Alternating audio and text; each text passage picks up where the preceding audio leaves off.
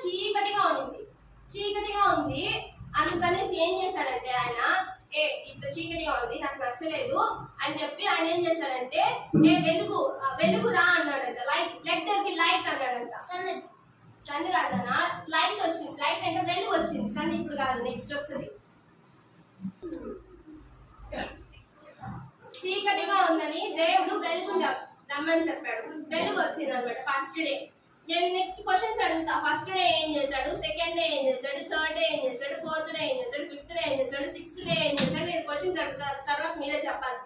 Careful గా వినాలి, ఓకేనా? తెలుగులో కూడా చెప్పక. నేను చెప్పిన తెలుగులోనేరా? తెలుగులో ఇంగ్లీష్ రెండు ఫస్ట్ తెలుగులో చెప్తా, తర్వాత ఇంగ్లీష్ లో. ఇంగ్లీష్ చెప్పి మా తెలుగు చెప్పక అర్థమవుతుంది మాకు. ఇంగ్లీష్ చెప్తే అర్థమవుతుంది రండి, ఓకేనా? Next second day. Second day ఏం చేశాడంటే మొత్తం వాటరే ఉంది. ఎట్లా రా ఇది వాటర్ ఉంటే ఎలా అని చెప్పి